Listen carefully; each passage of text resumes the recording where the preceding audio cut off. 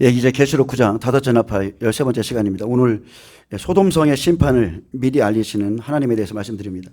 그래서 하나님은 심판을 내리시기 전에 그의 선지자들에게 미리 알려주시는데, 자, 그때 아브라함의 중보는요, 오직 의인들만을 향한 것이었어요. 아브라함의 중보는 의인 50으로부터 시작해서 이제 마지막에 10명까지 찾으시면 어떻게 하시겠냐고 이렇게 물었거든요. 그래서 이제 심판 전에는 반드시 의인만 찾습니다. 악인은 기도의 대상이 아니에요. 초림의 예수님은 죄인을 부르러 오셨지만 심판 때는 그렇지 않습니다. 그들의 각 사람의 행위대로만 심판합니다. 자, 우리가 요한일서에 보면 아비의 믿음이 있죠. 그리고 청년의 믿음, 즉 자녀의 믿음이 있고 그 다음에 아이의 믿음이 있어요. 그래서 각자의 믿음의 분량이 틀립니다. 그래서 아비의 믿음, 아비의 마음을 가진 사람은 하나님께서 앞으로 일어날 일을 좀 더 미리 먼저 알려주시고 그리고 중보하게 하시죠. 특히나 저는 이제 목회자이기 때문에 여러분보다는 제가 또 하나님께 더 말씀을 빨리 받습니다. 근데 이제 자칭 선지자라는 게 있죠. 근데 선지자라는 뜻은 사실은 별거 아니거든요. 먼저 아는 사람이에요. 먼저 하나님의 뜻을 깨달아 알아서 그 말씀을 사람들에게 전하는 게 선지자거든요. 그래서 지금 하나님의 말씀을 깨달아서 전하는 그것이 알선자, 그죠? 별거 아니에요, 선지자라는 것은. 근데 자칭 선지자는 하나님의 말씀이 아니라 다른 걸 내니까 문제가 되는 거죠. 오늘 아침에 하나님께서 역대하 이제 20장에 대해서 좀 잠깐 짧게 말씀을 주셨는데, 자, 모압과 암몬 자손이 여호사밧을 치고자 했을 때 여호사밧이 여호와의 전 셋들 앞에서 유다와 예루살렘의 회중 가운데서 여호와께 기도합니다. 그러면서 그때 여호와의 영이 레이 사람 아하시알에게 임하셔서 말씀했어요. 너희는 이 큰 무리로 말미암아 두려워하거나 놀라지 말라. 이 전쟁은 너희에게 속한 것이 아니요 하나님께 속한 것이니라. 이 전쟁에는 너희가 싸울 것이 없다고 그랬어요. 이 전쟁은 너희가 싸울 것이 없나니 대를 이루고 있어서 너희와 함께한 여호와가 구원하는 것을 보라. 그래서 하나님은 전쟁에 나가기 전에 여호사밧을 통해서 그의 백성들에게 미리 말씀하셨죠. 너희는 너희 하나님 여호와를 신뢰하라. 그리하면 견고히 서리라. 그의 선지자들을 신뢰하라. 그리하면 형통하리라. 예전에 제가 집사 때 제 부흥사 목사님을 잠깐 섬긴 적이 있는데 그 목사님이 이 말씀을 선포했었어요. 너희는 너희 여호와를 신뢰하라. 그리하면 견고히 서리라.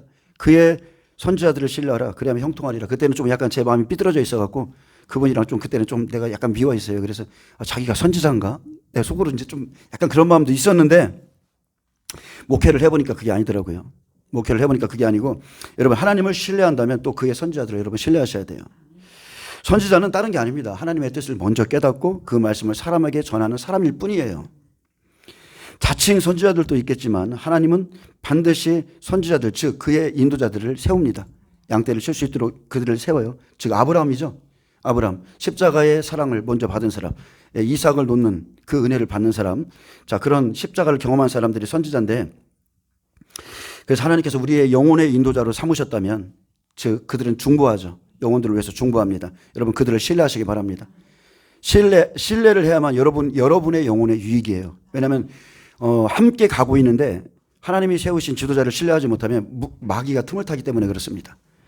그래서 신뢰가 없다면 믿음의 견고히 설 수가 없고요. 그래서 야고보 사도는 의심에 대해서 경고했습니다. 의심하는 자는 마치 바람에 밀려 요동하는 바닷물개 같으니 이런 사람은 무엇이든지 죽게 얻기를 생각하지 말라. 두 마음을 품어 모든 일에 정함이 없는 자로다. 시험을 참는 자는 복이 있나니 이는 시련을 견디어낸 자가 주께서 자기를 사랑하는 자들에게 약속하신 생명의 면류관을 얻을 것이기 때문이라. 근데 이제 그 다음 절부터 또 중요하죠. 사람이 시험을 받을 때에 내가 하나님께 시험을 받는다 하지 말지니 하나님은 악에게 시험을 받지도 아니하시고 친히 아무도 시험하지 아니하시느니라. 자, 하나님이 욥을 시험하셨나요? 아닙니다. 하나님이 시험한 게 아니에요. 오직 각 사람이 시험을 받는 것은 자기 욕심에 끌려 미혹됨이니 욕심이 잉태한 즉 죄를 낳고 죄가 장성한 즉 사망을 낳느니라. 그래서 우리가 똑같은 말씀을 듣고 똑같은 어떤 응답을 받아도요 사람이 생각하는 게 틀립니다. 정말로 사람은요 마음밭이 다 틀립니다. 밭이 틀려요. 그래서 어떤 밭은 하나님의 말씀을 잘 소화할 수도 있고 밭 가는 자리에 쓰기에 좋은 열매를 내면 복을 받는다고 그랬죠. 근데 비를 흡수해야 되는 건 자기의 사명이에요. 비를 흡수하는 거. 아모스 4장에 보면 어떤 성읍에는 비가 내리고 어떤 성읍에는 비를 내리지 않는다고 그랬어요. 그래서 하나님의 은혜가 적셔지는 심령이 있고 그렇지 않은 심령이 있습니다. 그래서 이 부분이 굉장히 중요하거든요. 우리가 하나님과의, 저도 예전에 그런 적이 있었는데 제가 하나님의 임재를 터부시하니까 한 2년 정도 제가 말했죠. 하나님의 임재가 안 내려오는 이 심령은 죽을 것 같은 거예요. 하나님의 관계가 좀 끊어지면 비를 내려주지 않아요. 그럼 우리는 열매를 맺을 수가 없습니다. 영적인 열매는 오직 하나님이 주시는 겁니다. 그분의 은혜 안에서 맺어지는 거거든요. 그래서 여러분 하나님과의 관계가 잘 되셔야 되고 그 다음에는 사람과의 관계 잘 돼야 돼요. 히브리서 13장 17절도 말합니다. 너희를 인도하는 자들에게 순종하고 복종하라. 사실 저는 이런 것을 강요하는 사람은 아니에요. 그런데 이것은 말씀입니다. 왜 하나님이 이렇게 써놨을까? 너희를 인도하는 자들에게 순종하고, 자, 순종이 안 되면 그 다음에 복종하라는 거예요. 그들은 너희 영혼을 위하여 경성하기를 자신들이 청산할 자인 것 같이 하느니라. 자, 청산한다는 것은요, 다른 게 아닙니다. 주의 종들은 반드시 하나님이 맡겨준 양에 대한, 영혼에 대한 하나님께 결산할 책임이 주어져 있다는 것을 지금 말하는 거예요. 그래서 우리는 여러분의 영혼을 하나님 앞에 청산할 자인 것처럼, 내가 청산할 자인 것처럼 하고 있는 거예요. 반드시 내가 잘못 가르치고 내가 잘못 인도하면 그의 핏값은 분명히 제가 받는 거예요. 에스겔서의 33장이 말했듯이 제가 받기 때문에 저도 굉장히 조심스럽게 지금 살아가고 있고요. 그리고 그들로 하여금 즐거움으로 이것을 하게 하고 근심으로 하게 하지 말라. 그렇지 않으면 너희에게 유익이 없느니라 했습니다. 저도 하나님 앞에 기쁨으로 섬기고 여러분도 저를 신뢰하고 저에게 근심으로 하면 내가 매일 우거지상 쓰고 다니면서 그렇게 하면 여러분 좋겠어요? 저도 좀 기뻤으면 좋겠어요. 오히려 저는 기쁨이 좀 많은 사람이었어요. 근데 유튜브를 하면서 기쁨을 잃어버려서 그렇지 정말로 내 안에 이 샘솟는 기쁨을 감당할 수가 없어서 매일 집에서 춤을 추고 강아지 데리고서 막 대화하고 막 하여튼 이 기쁨을 넘치는 사람이었어요. 근데 제가 그것을 잃어버렸더라고요. 왜 그러냐면 하나님의 말씀이 엄중하기 때문에 그래요. 그러니까 하나님의 말씀을 가볍게 다룰 수가 없더라고. 처음에는 우리가 영적으로 어렸을 때는 그냥 하나님은 사랑이시다 이렇게 생각하지만 장성하면 장성할수록 두려운 거예요. 정말로 하나님의 나라는 좁고 좁은 문이라는 것을 깨닫게 되죠. 자, 하나님은 창세 때부터 마지막 때까지 그의 동산에 생명나무와 선악과를 함께 뒀습니다. 인정하시나요? 창세 때 에덴 동산에서부터 마지막 때까지예요. 계시록까지. 생명나무와 선악과를 함께 뒀어요. 그래서 하나님께서 모세를 선택하셨을 때 그는 그 시대의 생명나무죠. 모세에게 길이 있고 진리가 있고 생명이 있어요. 예수님의 예표잖아요. 그래서 하나님은 그를 들어서 애굽에서 백성들을 광야로 인도해 내셨고 그들의 불신앙으로 인해서 40년을 보내게 하셨지만 그럼에도 가나안 땅 직전에 이르렀을 때 사람들은요 너무나 쉽게 모세의 법을 버리고 발람의 예언을 따라갔습니다. 그동안에 모세와 함께 왔는데 마지막에는 너무나 쉽게 발람의 예언을 따라가는 거예요. 그들은 그 많은 기적, 표적, 이사를 경험하고 오랜 시간 하나님의 영광의 구름과 그죠? 불기둥도 보았고 그리고 말씀을 들었지만 40년 동안 걸었어도 변한 게 없었다는 거예요. 히브리서 기자는 말합니다. 그들과 같이 우리도 복음 전함을 받은 자들이나 그 말씀이 그들에게 유익이 되지 못한 것은 듣는 자가 믿음과 결부시키지 아니함이라고 경고했습니다. 그러나 모세의 법을 마음에 새긴 자, 진리의 법을 가지고 장성해진 자는 자 발람이 나타났어요. 그러면 발람의 복음을 들으면 들을수록 어때요? 우리 같은 사람이 예를 들어서 좀 장성해진 사람이 발람의 복음을 딱 들으면 하나님의 말씀 같은데 엘리오나 엘리바스가 말하는 소리가 하나님의 말씀 같은데 우리 같은 사람들은 분별력이 있거든요. 우리 같은 사람은 발람 예언자가 와서 지금 저 큰 강단에 서서 말하면 우리는 경멸합니다. 저 거짓말쟁이.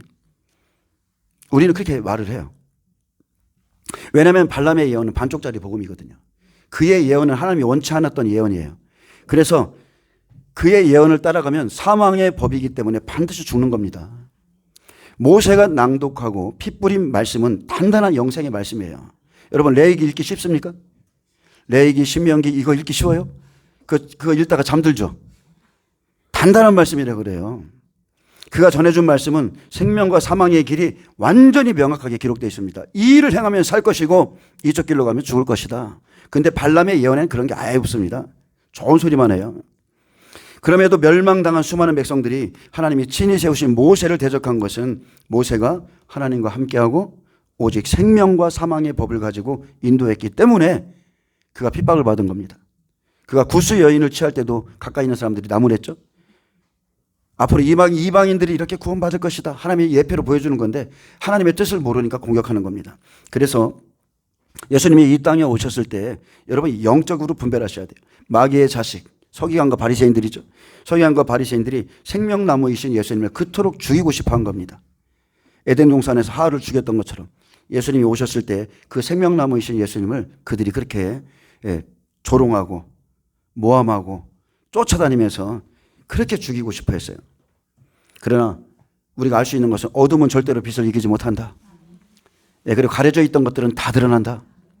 고린도후서 5장 11절에 바울이 말했습니다. 우리는 주의 두려우심을 알므로 사람들을 권면하거니와.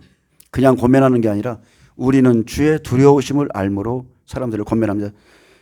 바울은 주의 두려우심을 경험한 사람입니다. 그런 다메섹 도상에서 그냥 떨어진 것 정도가 아니라 그 하나님의 임재 앞에서 3일 동안 눈이 멀었고 비늘이 벗겨지면서 그가 얼마나, 여러분 그가 그냥 대충 은혜 받은 것 같아요? 안 그렇습니다. 그 안에 엄청난 은혜와 엄청난 두려움을 같이 받았습니다. 바울은 그래서 주의 인자하심과 존엄하심을 너무나 확실히 알고 있었죠. 사도행전 18장 9절에 바울이 타락한 도시 고린도에 이르렀습니다. 그런데 거기에서 너무나 도시가 타락했어. 고린도인들이 타락했어요. 그래서 복음 전하기를 두려워하고 있을 때 밤에 주께서 환상 가운데 말씀했습니다. 바울아, 두려워하지 말며 침묵하지 말고 말하라.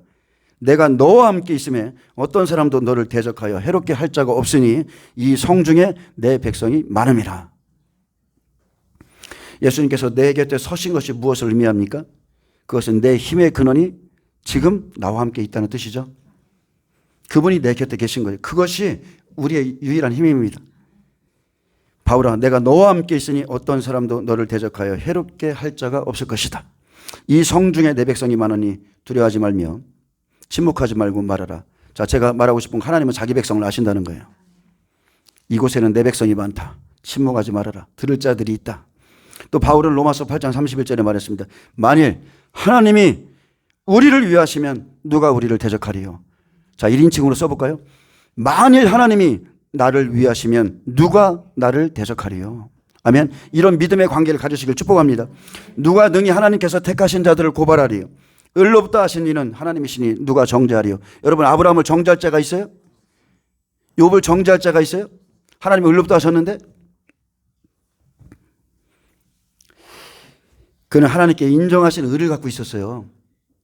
한 번 인정을 받으면 하나님이 그의 삶을 이끌어갑니다. 베드로가 넘어졌을 때 뭐라 했습니까? 디베라 바닷가에서 성령이 이제 너를 띠띠고 다닐 거라고 그랬어요. 디모데후서 4장 19절에 주께서 내 곁에 서서 나에게 힘을 주심은 나로 말미암아 선포된 말씀이 온전히 전파되어 모든 이방인이 듣게 하려 하심이니 내가 사자의 입에서 건짐을 받았느니라. 주께서 나를 모든 악한 일에서 건져내시고 또 그의 천국에 들어가도록 구원하시리니 그에게 영광이 세세 무궁토록 있을지어다. 그래서 복음 사역자의 힘과 능력은 오직 나를 을롭다 말씀하신 그 하나님 한 분밖에 없어요. 사람이 나를 비난 무엇을 해도 아무 상관없어. 하나님이 나를 을롭다 하시면 대적할 자가 없는 거예요. 하나님께서 아브라함을 내 벗이라 부르신다면, 하나님께서 그는 내 마음에 합한 자라고 말씀하신다면 과연 그 누가 그들을 대적할 수 있겠습니까? 욥기 42장, 욥이 그 고된 모든 시련을 다 이기고 티끌과 재 가운데서 내 입술의 말을 걷어들인다고 회개했을 때 하나님은 그에게 나타나서 복의 복을 더해줬습니다. 욥이 그의 친구들을 위하여 기도할 때 여호와께서 욥의 공경을 돌이키시고 여호와께서 욥에게 이전 소유보다 갑절이나 주신지라. 이에 그의 모든 형제와 자매와 이전에 알던 이들이 다 와서 그의 집에서 그와 함께 음식을 먹고 여호와께서 그에게 내리신 재앙에 관하여 그를 위하여 슬퍼하며 위로하고 각각 캐시타 하나씩과 금고리 하나씩을 주었더라. 여호와께서 욥의 말년에 욥에게 처음보다 더 복을 주시니, 자, 이게 끝입니다. 욥의 말년이 참 좋죠. 솔로몬의 말년은 완전히 망했어요. 사람의 딸들을 취해서 완전히 배도하고 끝났는데 욥의 말년은 이기는 자에게 주시는 복을 주신 거예요. 처음보다 더 많은 복을 주셨다고 그랬어요. 제가 여러분에게 묻겠습니다. 욥의 몸에 악창이 났을 때 여러분은 욥 곁에 있었어요? 욥이 아내나 친구들에 의해서 고통받을 때 여러분이 그 곁에 있었습니까? 아니죠. 그의 아픔과 고난과 축복에 우리는 참여할 수가 없는 거예요. 그것은 신앙이라는 것은요, 여러분 1대1입니다. 하물며 제가 영적으로 고난받을 때 제 옆에 있던 아내조차도 저를 이해하지 못했어요. 그를 위로해 줄 욥의 아내, 욥의 자녀도 그의 곁에 없었습니다. 여러분 신앙은 정말로 1대1의 관계입니다. 1대1의 관계.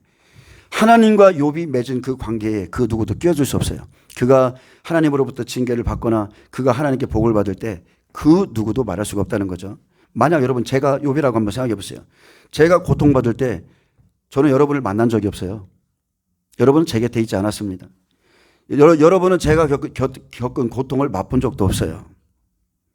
욥이 시험을 이기고 그가 가진 의를 인정받듯 저도 그런 시간을 거쳐서 이제 목회를 하게 됐고 여호와께서 저를 불쌍히 여기셔서 이전의 소유보다 갑절을 주시고 사람들이 찾아와서 위로하며 준 캐시타 하나와 금고리를 받았을 때 하나님께서 친히 주신 그 축복을 그의 이웃이 정죄할 수 있어요? 혹여나 제가 받은 축복을 여러분들이 정죄할 수 있습니까? 욥의 고통과 눈물을 단 1%도 알지 못하는 사람들이 후에 보상으로 받은 하나님의 축복을 보면서 그를 오히려 격려하기보다 그를 정죄할 수 있느냐는 말이에요. 그런데 저는 목회하면서 저를 정죄하는 사람들을 너무나 많이 봤습니다. 목회자는 평생 성도를 위해서 기도합니다. 성도가 복을 받으면 내 일처럼 기뻐하죠. 내가 중보했으니까 그 일이 해결되기를 원했으니까 그분들이 와서 이런 기도를 해달라. 저한테 말합니다. 여러분은 한번 생각해 보세요. 목회자가 성도의 축복을 시기하는 거 봤어요? 목회자가 성도의 축복을 비난하는 말을 들어보신 적이 있어요? 그런 목회자는 단 한 명도 없을 겁니다. 한 명도 없을 거예요. 그러면 그 사람은 아비의 마음이 없는 거죠. 계시록 2, 3장에게는 이기는 자에게 주시는 축복이 있습니다. 그 축복은 이 땅에서도 있고요. 자, 구약에도 있죠. 네가 심지 않은 과실을 먹을 것이고 네가 심지 않은 집을 줄 것이고 구약에도 있고요. 신약도 마찬가지입니다. 그 축복은 이 땅에서도 있고 내세에도 있습니다. 이 세상에서 하나님의 축복을 비난할 자가 과연 누구냐는 거예요. 여러분이 진정으로 복음을 위해 산다면 여러분의 삶 가운데도 이 축복이 옵니다. 하나님의 축복은 반드시 주어져요. 근데 문제가 좀 있죠. 핍박을 겸하여 받습니다. 그래서 내가 깨달았어. 왜 그러지? 주께서 내게 복의 복을 더하여 주시려면 나의 지경을 넓히시고 근심이 없는 복을 주옵소서 그랬잖아요. 왜 이렇게 힘들지? 내 인생이 더 고달퍼졌어. 그래서 보니까 누가복음 10장 29절에 이렇게 기록되어 있는 거예요. 내가 진실로 너에게 이르노니 나와 복음을 위하여 집이나 형제나 자매나 어머니나 아버지나 자식이나 전토를 벌인 자는, 저는 여기까지 다 버렸거든요. 무슨 축복을 받기 위해서 버린 게 아니라 예수님이 좋아서 버렸어요. 그분을 위해서 살고 싶어서. 근데 자, 전토를 벌인 자는 현세에 있어 집과 형제와 자매와 어머니와 자식과 전토를 100배나 받되. 이게 욥이 받은 축복이죠. 100배나 받되 박해를 겸하여 받고 내세에 영생을 받지 못할 자가 없느니라. 이걸 깨달은 거예요. 아, 내 인생 괴롭다. 이거구나. 이게 비방할 수 없는 하나님의 복이며 또 사람들이 박해를 주는 복이에요. 제가 깨달았습니다. 이 땅에서 복음을 위하여 자기의 모든 것을 버린 자들이 이 땅에서 받는 복은 박해를 겸하여 받고 그리고 영생을 받지 못할 자가 없다는 거예요. 그래서 여러분 축복에도요 이유가 있고 저주에도 다 이유가 있는 겁니다. 다 이유가 있어요. 저는 그런 생각을 해봤습니다. 마태복음 20장 13절이 생각이 나는 거예요. 예수님이 그냥 이런 말이 생각났어요. 친구야, 내가 되게 잘못한 것이 없노라. 이 말씀하신 예수님의 말씀이 생각나서 좀 찾아봤어요. 주인이 놀고 있는 자들, 일할 데가 없어서 놀고 있는 그 사람들을 시간마다 불러다가 선의를 베풀었죠. 나의 품꾼으로 써준 거예요. 약속을 하고. 그랬더니 결국 돌아온 것은 그 사람들이 원망하기 시작한 거예요. 처음에는 놀고 있을 때 아무도 찾지 않고 불러주지 않았을 때는 그 사람들이 헤매이고 있었는데 자, 그를 불러줘서 호의를 베풀었어요. 그랬더니 돌아온 곳에 원망이 있죠. 그래서 원망하고 불평하는 품꾼에게 이렇게 말한 겁니다. 친구여, 내가 내게 잘못한 것이 없노라. 친구여, 내가 내게 잘못한 것이 무엇이냐? 한번 말해봐. 내가 다 한 데나리온의 약속을 하지 않았냐? 내 것이나 가지고 가라. 나중 온 이 사람에게 너와 같이 주는 것이 내 뜻이야. 내 것을 가지고 내 뜻대로 할 것이 아니냐? 내가 선함으로 너는 나를 악하게 보느냐? 이게 이제 예수님의 말씀이거든요. 제가 저를 비난하는 사람에게 좀 묻고 싶은 거예요. 친구요, 내가 내게 잘못한 것이 무엇이냐?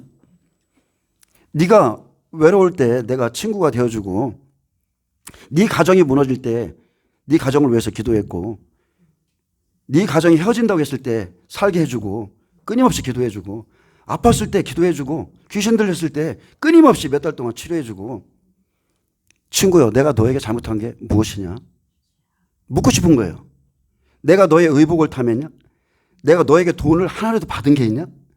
내가 너한테 걸린 게 있어? 무슨 사기꾼 취급하듯이 나를 그렇게 대해? 그러니까 내가 이 말씀이 아침에 묵상하는데 이 말씀이 떠오르는 거예요. 친구요, 한번 말 좀 해봐. 내가 내게 잘못한 게 뭐야? 내가 그 사람한테 돈이라도 하나 취했다면 내가 억울한 소리를 좀 들어도 되죠. 근데 그런 게 없거든요. 근데 어쨌든 간에 하나님이 시시때때로 말씀을 주면서 위로해 주니까 감사한 거예요.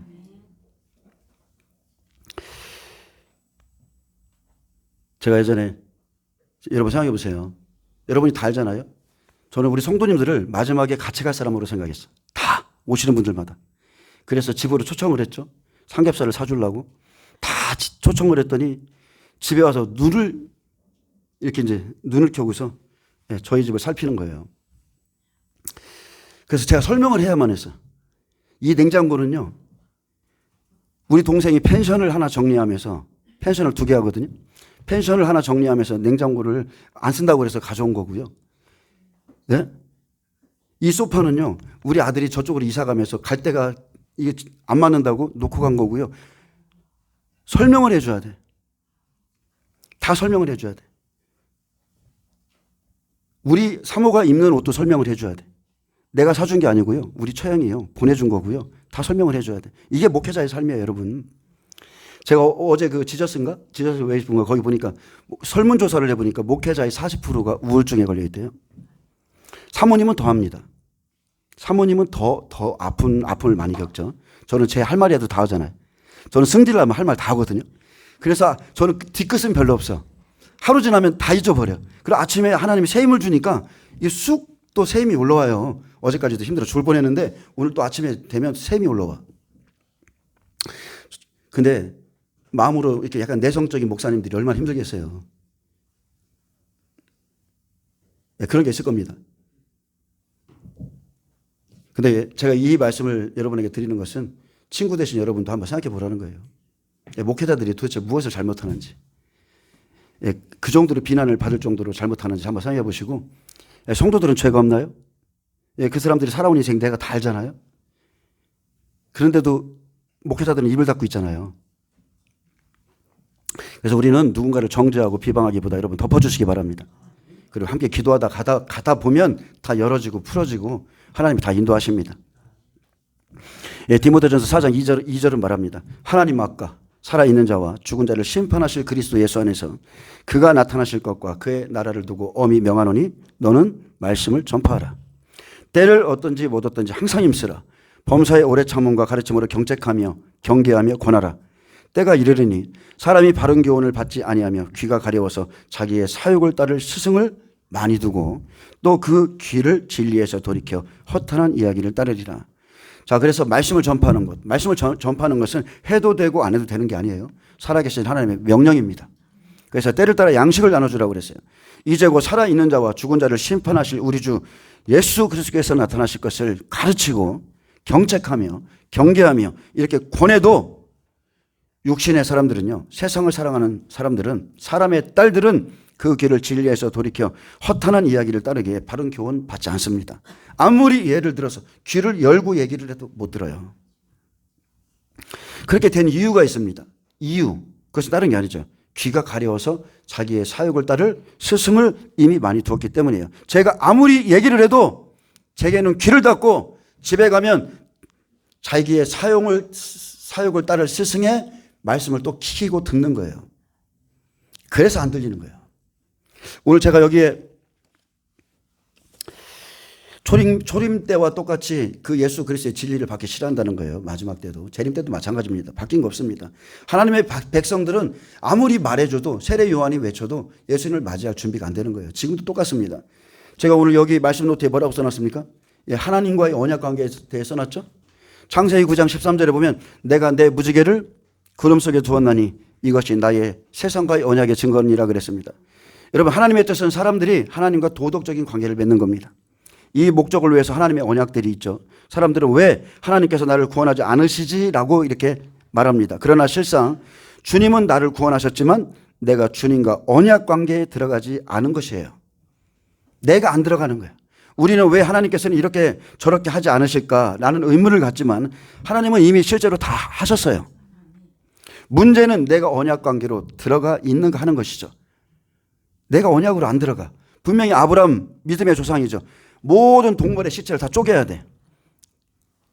지키면 살고 지키지 않으면 죽는 법이에요.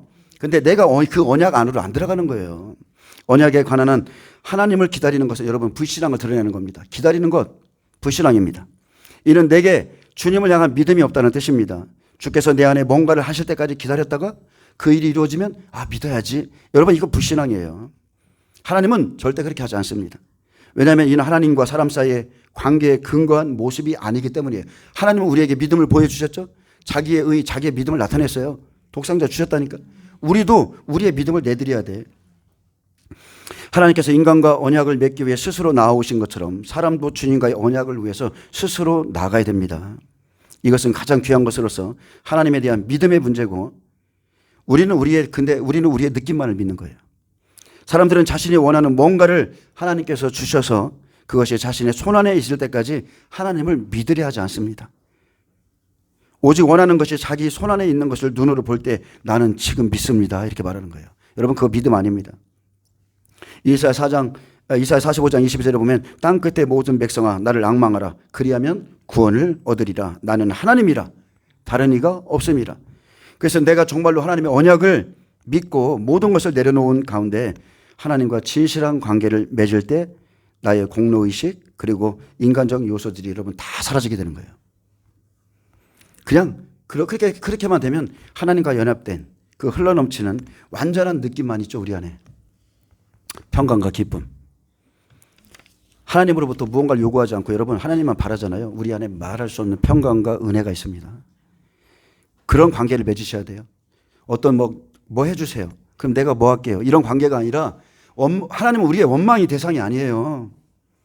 그분을 그냥 사랑할 때 그분이 우리 안에 흘려주신다니까.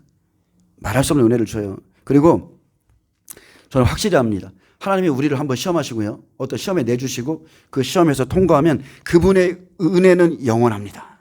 우리의 삶에 영원히 흘러요. 3, 4세까지 저주가 흐른다고 했지만 하나님은 그걸 내려주시기 원하는 분이 아니고 은혜를 강물같이 천대까지 내려주길 원하시는 분인데 저는 예전에 한번 제가 그걸 응답을 들었다니까요. 너는 잘한 거 아무것도 없어. 근데 너는 흔들리지 않은 마음, 나에 대한 흔들리지 않는 마음을 갖고 있다. 그걸 진짜 인정을 받았어요. 그랬더니 그 다음부터 하나님께서 내 삶에 부어주는 은혜는 막을 수가 없는 거예요.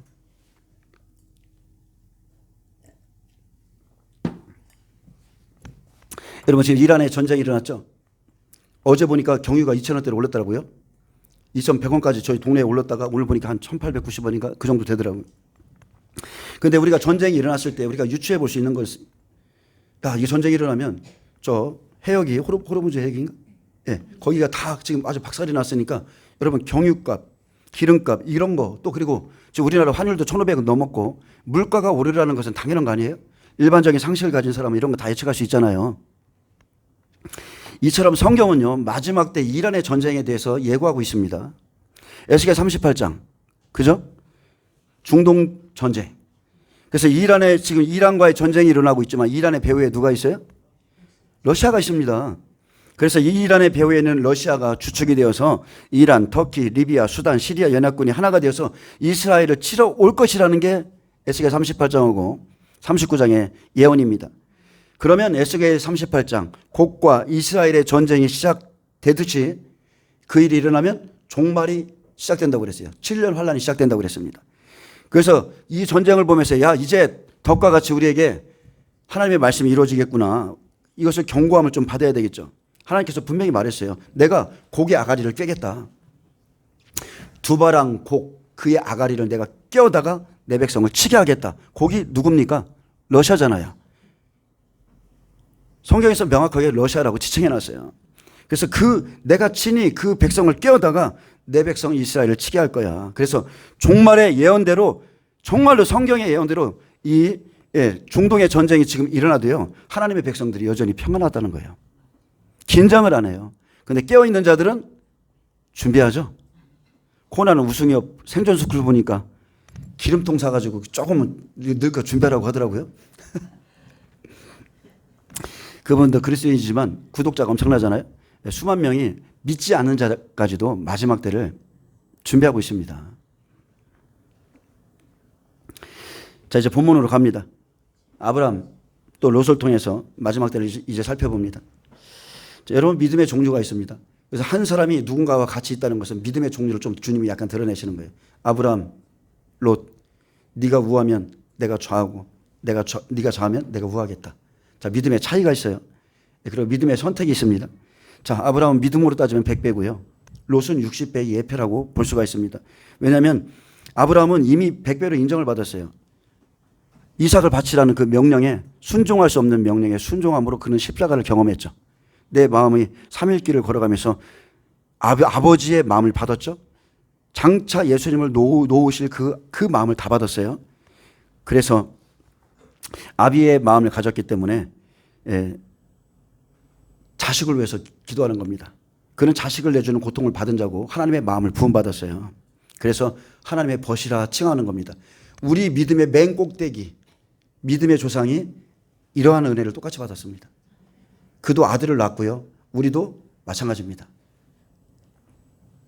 아브라함은 또한 선지자죠. 선지자이기 때문에 주님의 벗이여 선지자이기 때문에 앞으로 소돔성에 심판이 있으리라는 말씀을 미리 들었습니다. 그를 벗이라 칭하신 것은 언제입니까? 하나님께서 이삭을 제물로 바치라 했을 때 그가 사라와 상의하지도 않고 사람과 상의하지 않았어요. 그냥 즉시 하나님의 말씀에 순종했다는 거예요. 여러분 그게 믿음입니다. 하나님이 오늘 이 말씀을 주셨는데 사라야 일리 와봐. 이게 순종할까 말까. 여러분 이런 건 믿음이 아니에요. 믿음이 아닙니다. 그냥 하나님이 말씀하시면 즉시 순종하는 거예요. 그래서 하나님의 마음을 그 아픈 마음을 그에게 나눠주신 겁니다. 아브라함은 아비의 믿음이에요. 아버지의 하나님의 마음을 가졌습니다. 여러분 그가 걸었던 3일 동안의 길 한번 생각해 보세요. 이삭이 등에 나무짐을 지고 그냥 힘없이 따라옵니다.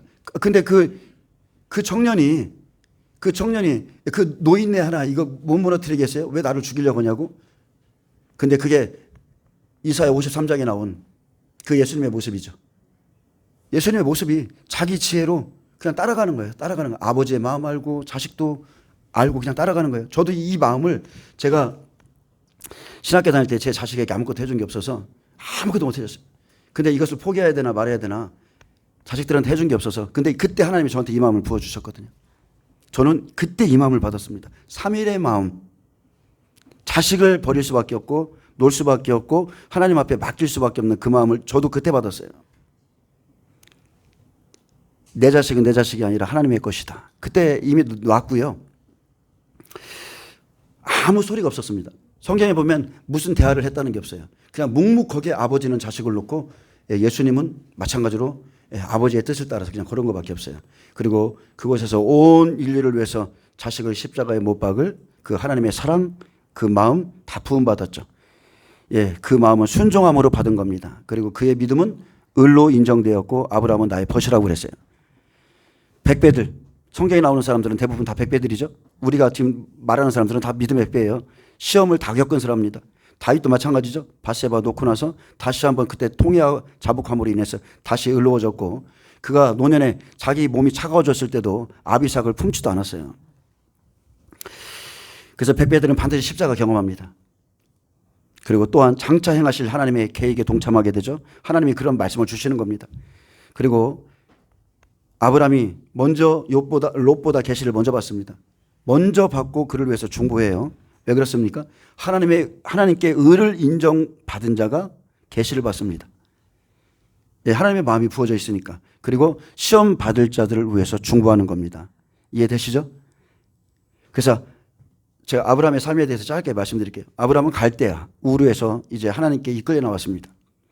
그런 후에 이제 하나님께 축복을 주셨죠. 그래서 후에 소돔에 있던 롯이, 조카 롯이 붙잡혔다는 소식을 듣고 그를 구하기 위해서 자기 수하에서, 즉 자기 집에서 길러진 군사 318명을 데리고 전쟁에서 승리하고 들어온 영적인 전사예요.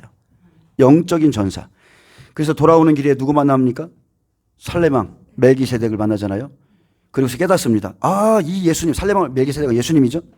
그분이 나를 도와주신 이 전쟁에서 승리하게 하신 그분이 바로 천지의 주제시요 지극히 높으시며 자신의 보호자와 능력자이심을 거기서 경험하게 되고 11조를 드리게 됐습니다. 그 후에 아브라함이 약속을 받고도 사라의 제한에 못 이겨서 육신의 자녀 이스라엘을 낳죠. 그리고 육신에 취해 있던 13년의 시간 동안 하나님은 아브라함에게 얼굴을 비추지 않았습니다. 13년 동안 하나님이 아무 말씀 안 하요. 근데 여러분, 이 긴 침묵의 시간, 이 긴 침묵은 믿음을 성장시키는 시간이에요. 하나님이 내일도 나와서 또 말하고, 내일 모레 와서 또 얘기하고, 내일 모레 와서 13년 동안 했다고 해봐. 아우, 나 지겨워 죽게. 13년 동안 똑같은 소리 했다고 해봐요. 우리 하나님은 그렇게 역사하지 않아요. 가나안 땅으로 가라 하면 가는 거고, 이삭을 바치라 하면 가고, 그리고서 우리가 믿음이 성장할 수 있도록, 여러분, 믿음은 말씀을 계속 듣는 걸로 성장하는 게 아니에요.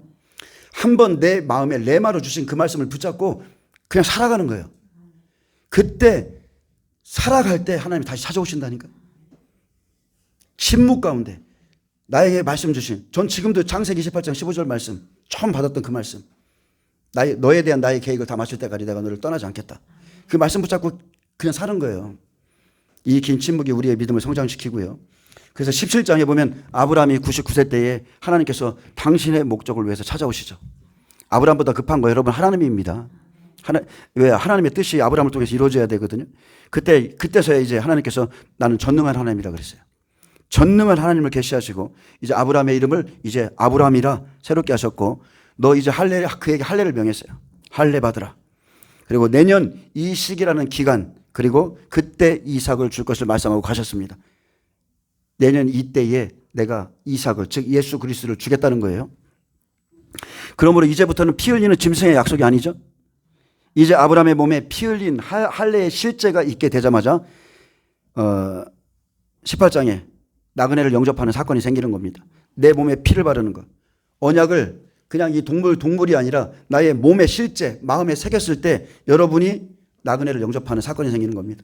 인간으로 오신 하나님, 하늘에 계신 하나님뿐만이 아니라 인성으로 오신 하나님, 사람의 모양으로 오신 하나님과 교통하게 되는 것을 이제 보여주죠. 어디로 찾아오셨어요? 아브라함의 장막으로 오시는 겁니다. 장막. 그리고 그곳에서 경수가 끊어진 사라에게 아들을 주겠다는 그 말씀, 아브라함도 들었고 사라도 들었는데 17장에서는 어처구니가 없어서 아브라함이 웃었고요. 18장에서는 듣고서 사라가 웃었습니다. 어떻게 그런 일이 있을 수 있어? 그렇게 하나님의 뜻을 이루는 것, 하나님은 약속을 주시고 한참 있다 나타나셔서 자신들은 스스로 할 수 없는 존재라는 것을 깨닫게 되었을 때, 자기 스스로 확정하게 되었을 때 그때까지 하나님께서 기다리는 겁니다. 우리도 마찬가지입니다. 어떤 문제가 생겼어요. 이건 내 힘으로 안 돼. 그것을 기다릴 때에 하나님이 일하시고요. 아모스 3장 7절을 말합니다. 주 여호와께서는 자기의 비밀을 그 종 선지자들에게 보이지 아니하시고서는 결코 행하심이 없느니라. 자, 선지자. 하나님은 아브라함 선지자입니다. 아브라함에게 나타나셔서 내년 이맘때에 내게 아들이 있으리라는 하나님의 계획과 뜻과 때를 알려줬어요. 마찬가지로 지금도 마찬가지입니다. 그분은 그분의 선지자들에게, 자기의 종들에게 예수 그리스도의 계시라 그러면서 편지하라고 그러잖아요. 7교회에 편지하라. 자기의 종들에게 하나님의 일하실 계획을 다 알려주시는 분이에요. 그리고 소돔과 고모라의 부르짖음과 죄악의 관영함 때문에 이제 곧 그곳을 심판할 것이라는 하나님의 속마음을 아브라함에게 이렇게 살짝 말씀하셨습니다. 내가 소돔성을 심판하겠다. 하나님께서는 심판 전에 반드시 자신의 마음을 나눠줄 그 중보자를 찾습니다.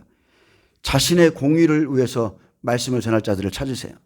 아브라함은 할례 받은 자고 하나님과 교통이 있고 의를 인정받은 자예요.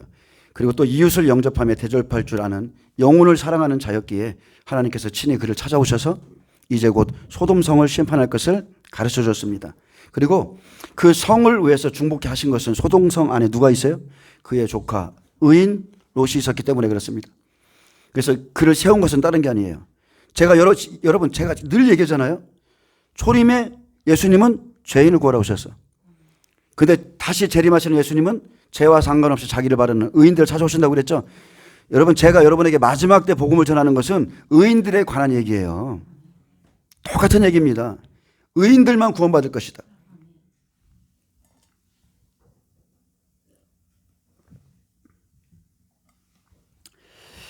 의인들. 하나님은 아브라함은 이제 의인들을 위한 중보자로서 세워진 겁니다. 이제 하나님께서 심판하시기 전에 의인들을 위해서 중보해라. 의인들을 세워라. 그들을 준비시켜라. 내가 마지막 때 우상에게 경배하는 사건, 짐승의 폐 사건 이런 것들이 있을 것인데 내 백성을 준비시켜라. 준비하는 자가 의인이 될 것이고 그의 의를 힘입어서 그가 하나님 앞에 살 것입니다. 하나님은 아브라함을 친구처럼 대하셨습니다. 그가 소돔성에 있는 롯을 얼마나 사랑하는지도 아시죠? 그를 소돔성의 중보자로 세운 것은 그 안에 있는 한 영혼이라도 의인들을 더 구원하기 원하셨기 때문이죠. 그러한 하나님의 갈망을 딱 받자마자 아브라함의 중보가 막 아주 급하게 시작되는 겁니다. 아브라함아, 내가 롯의 탄식 소리를 들었다. 내 조카와 그곳에 있는 의인들을 위해서, 가족들을 위해서 기도하라. 하나님께서는 소돔성의 불법한 행실을 보며 상한 마음으로 탄식하며 기도하는 의로운 롯을 지켜보셨고, 그래서 심판을 알릴 중보자로 아브라함을 세워서 소돔성 안에 거하는 롯과 의인들을 향해서 중보하도록 계시하시죠.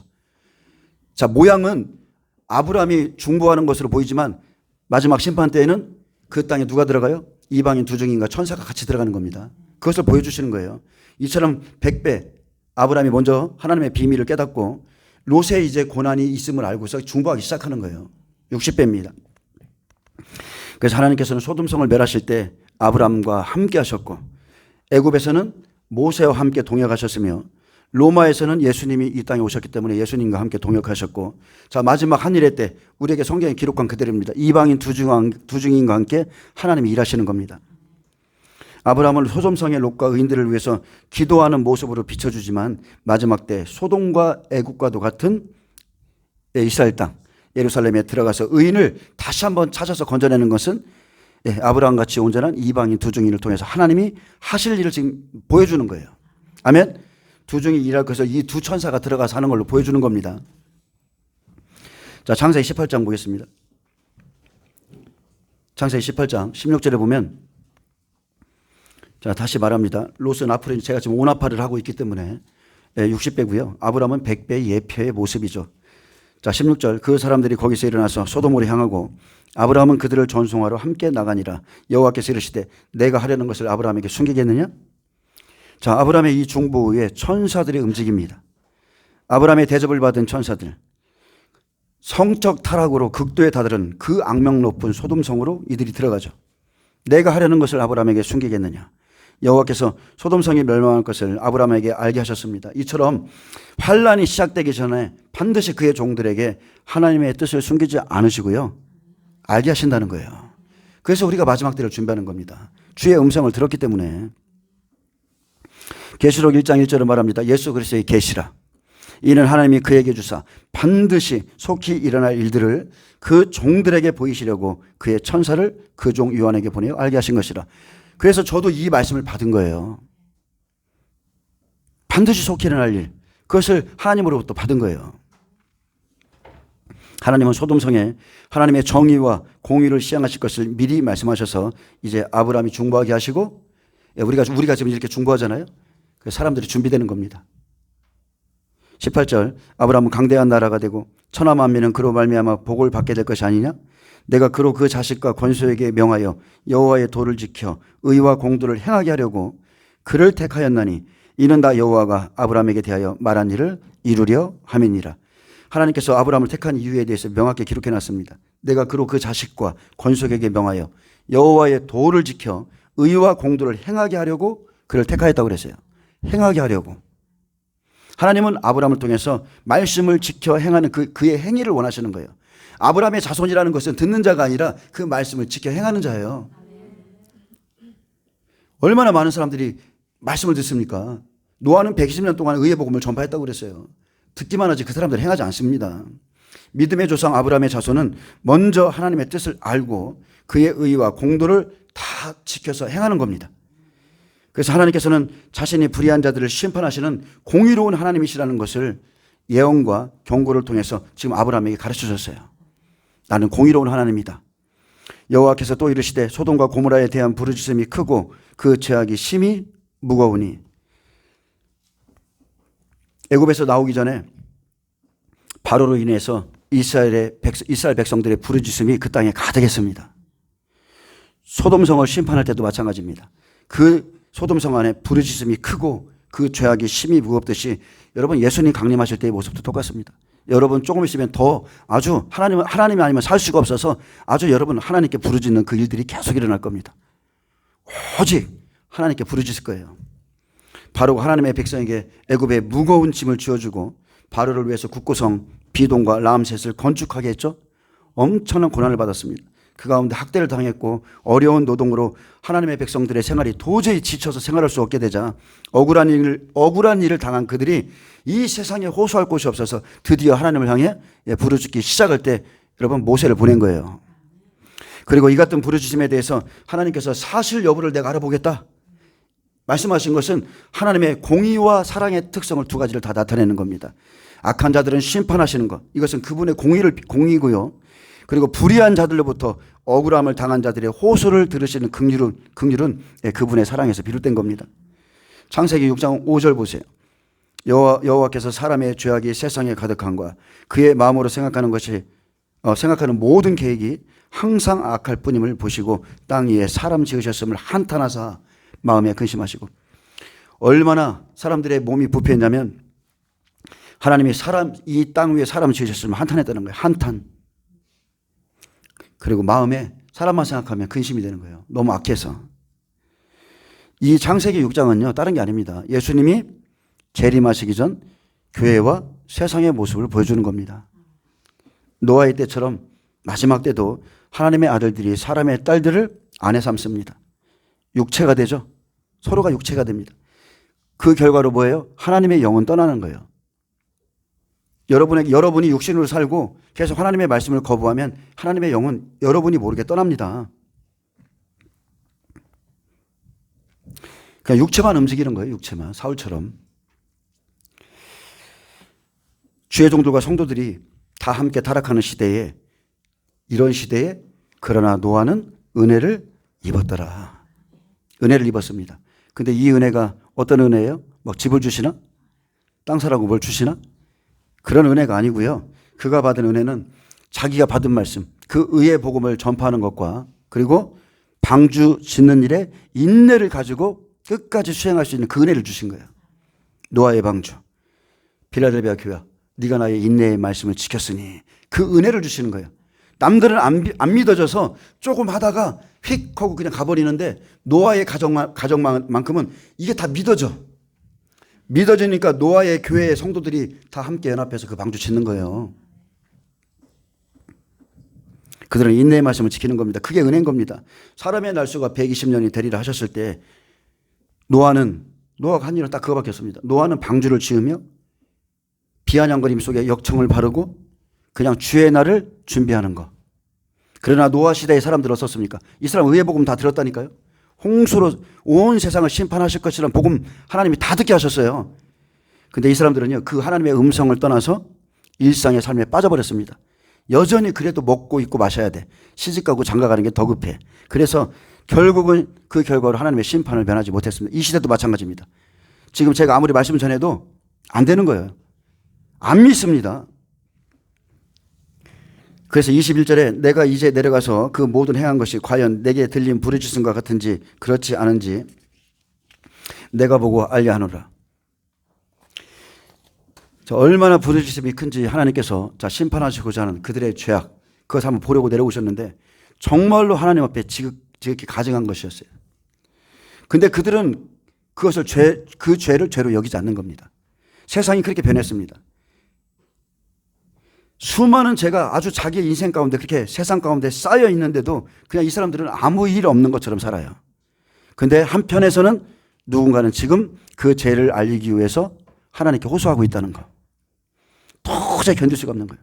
교회 안에서도 마찬가지입니다. 하나님, 이 사람들이 동성애가 교회 안에서도 죄가 아니라고 그럽니다. 우상에게 경배해도 괜찮다고 그럽니다. WCC를 참여해도 괜찮다고 그럽니다. 언론자들이 아주 원통해서 하나님 앞에 막 올려드리는 거예요. 교회가 이렇게 지금 패역합니다. 하나님의 백성들이 패역합니다. 그들은 범죄의 길에서 살았고 그들의 마음은 부패해서 그냥 언제나 범죄 지향적입니다. 그리고 심판전 하나님이 최종적으로 이렇게 감찰하실 때에 그들의 범죄 행위가 명백히 드러나죠. 여러분, 명백히 드러나는 거예요. 계시록 2, 3장 모든 죄악을 다 드러내신다니까. 이 교회는 이러네.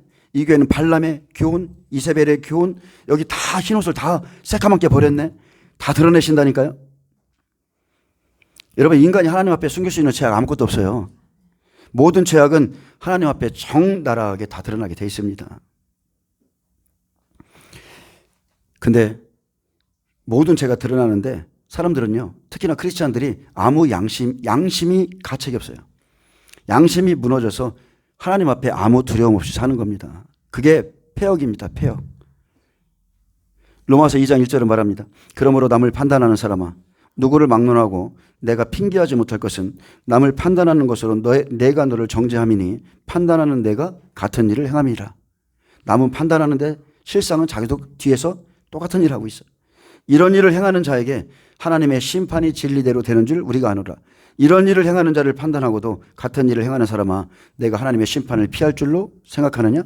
혹 내가 하나님의 인자하심이 너를 인도하여 회개하게 하심을 알지 못하여 그의 인자하심과 용납하심과 길이 참으심이 풍성함을 멸시하고 있느냐?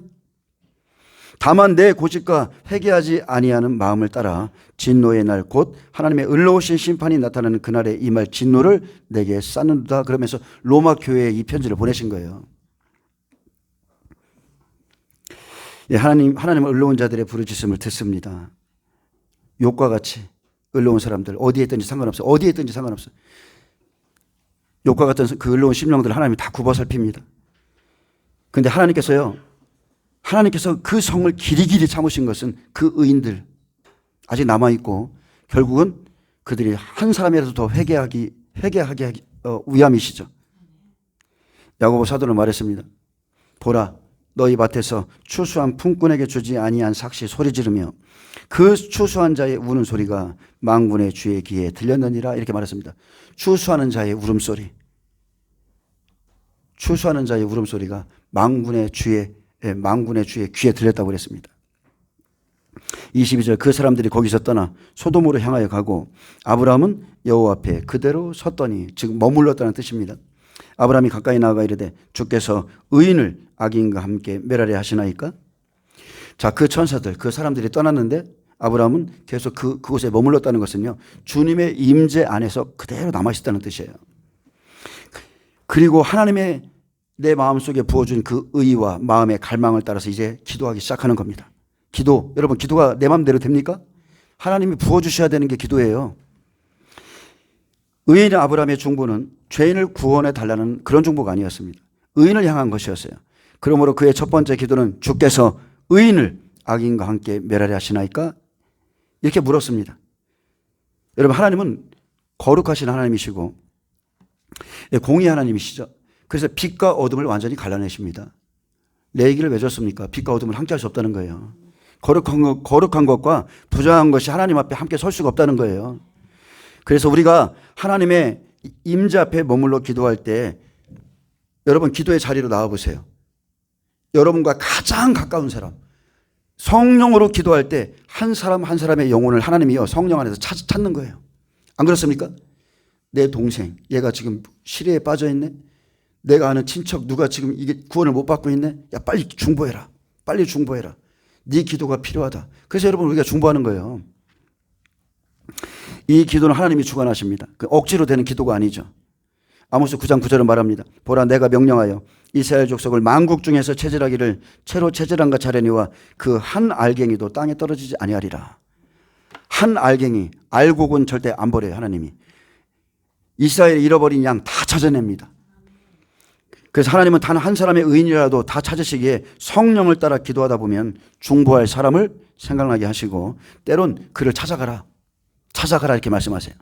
하나님은 자기 백성 아십니다. 자기 양을 알아요. 그리고 그가 어디에서 헤매고 있는지도 아십니다. 양들은요 각각 제 길로 갑니다. 저는 양들이요 그냥 이렇게 눈만 좀 어두워서 이렇게 졸졸졸졸 따라다니는 줄 알았어. 양을 그렇게 생각했어요. 근데 양은 알면 알수록 이 신묘막측해. 아 정말 여러분 찾아서 보세요. 양들은 막 그냥 아무데나 돌아다닙니다. 한 치 앞도 못 보면 혼자서는 생활할 수 없는 동물이기 때문에 예, 목자가 있고 그리고 양치는 개도 있고 그렇죠? 이렇게 무리 생활을 해요. 목자를 세워서 그 양을 돌보게 한다는 겁니다. 내 양을 치라 먹이라. 근데 양들의 특징이 있어요. 잘 들이박습니다. 제 생각대로 가기 때문에 각자의 소견대로 행하기 때문에 잘 들이박아요. 근데 하나님께 속한 양들이 있습니다. 지금은 잠시 세상에 빠져 있고 잘못된 길을 걸을지라도 그 사람들은요 주의 음성이 들리면 바로 나옵니다. 바로 빠져나와요. 그리고 그 사람들은 있어요. 진짜 하나님의 사람은요 따로 있어요. 그 쥐엄 열매 먹다가 아버지가 생각나죠? 즉시 회개하는 거예요. 내가 아버지께 하늘과 아버지께 죄를 졌다. 여러분 이 회개의 마음은 하나님의 은혜가 아니면 안 되는 거예요. 그 사람들은 주의 음성이 딱 들리고 어떤 감동을 주시면 즉시 회개하고 돌아갑니다. 소돔성의 롯과 두 딸이 그 사람들이에요. 주님의 음성을 듣고 빠져나오는 사람들. 예수님께서 제자들을 보내며 말씀했습니다. 이방인의 길로도 가지 말고 사마리아인의 고을에도 들어가지 말고 오히려 이스라엘 집에 잃어버린 양에게 가라. 목적은 명확합니다. 이스라엘 집에 잃어버린 양. 그래서 심판전에 예수님께서 잃어버린 양들을 찾으셨듯이 지금 이방인의 시대가 끝나갑니다. 여러분 지금이 주님께 돌아올 때입니다. 이방인의 시대가 끝나면 이 구원이 이스라엘로 넘어가 버려요. 우리에게 구원이 없어요. 지금 내 안에 계신 성령, 내 안에 계신 말씀, 내가 가진 의 그대로 심판에 들어가는 겁니다. 그래서 우리는 더 이상 지체하거나 여러분 그렇게 하시면 안 돼요. 많은 사람들이 이제 또 이렇게 생각하겠죠? 중동 전쟁이 오래 갈까? 빨리 끝날까? 여기서 이제 또 이렇게 싹 잔머리를 굴려 이제 또. 그래서 빨리 끝날 것 같은 사람은 가만히 있는 거고 오래 갈 것 같다 생각하는 사람은 뭔가를 좀 주섬주섬 준비할 것이고 그런 지혜들이 있을 겁니다. 근데 지금은 때를 분별할 줄 아는 여러분 지혜를 가지셔야 돼요. 시간이 지금 제가 이거 다 끝내려고 그랬는데 도저히 이거 안 되겠네요. 도저히 안 되고 어쨌든 기도는 우리가 할 수 있는 게 아니에요. 하나님께서 특별히 우리 영혼에 그러한 사랑을 부어주셔야 중보할 수 있는 거고 근데 이 마음은요 중보할 수 있는 마음은 여러분이 십자가를 거치셔야 돼. 아브라함은 이삭을 통해서 이 마음을 받았어요. 중보할 수 있는 마음. 여러분도 이 마음 긍휼과 사랑 영혼에 대한 긍휼과 사랑을 받으셔서 우리가 순종할 때요. 로마서 8장 26절 말하잖아요. 이와 같이 성령도 우리의 연약함을 도우시나니 우리는 마땅히 기도할 바를 알지 못하나 오직 성령이 말할 수 없는 탄식으로 우리를 위하여 친히 간구하시느니라. 이 간구는 다른 게 아닙니다. 아브라함의 중보랑 똑같은 겁니다. 의인을 찾아내는 거예요. 의인을. 우리를 통해서 친히 간구하시죠.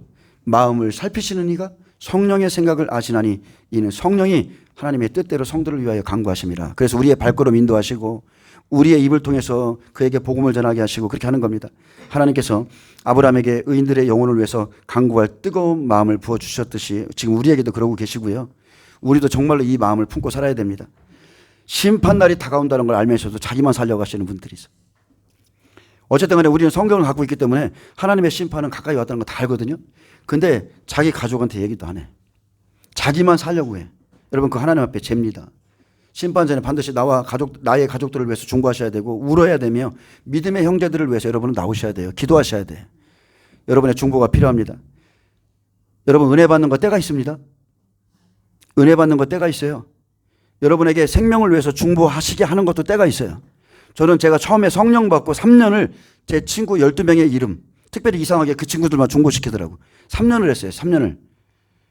기도를 시작하면 그 친구들을 위해서 하나님이 항상 기도하게 하셔요. 지금은 3년 딱 지나니까 나오지도 않더라고요. 때가 있어요. 우리에게 중보하게 하실 때가 있고 제 친구들이 한 80% 믿어요. 중보하게 하실 때가 있어요. 저희 어머니가 저를 위해서 저희 가정을 위해서 3년을 기도했습니다. 새벽 기도를. 6개월 만에 22명이 구원받았어요. 미친 듯이 구원받았어요. 그런 은혜가 여러분에게 있길 바랍니다. 이 중보의 힘은 엄청난 거예요. 여러분, 내 영혼과 가족들의 영혼을 위해서 기도하시길 축복합니다. 예, 기도하겠습니다. 주님 감사합니다. 예, 주님 이 마지막 시대에 의인과 악인을 갈라내기 위해서 예, 중보할 자를 찾고 계신 하나님, 잃어버린 양을 찾고 계신 하나님, 저희가 그 일을 행하길 원합니다.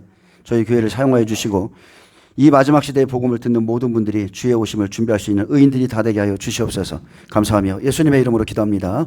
아멘. 예, 하나님께 영광 박수 올려드립니다.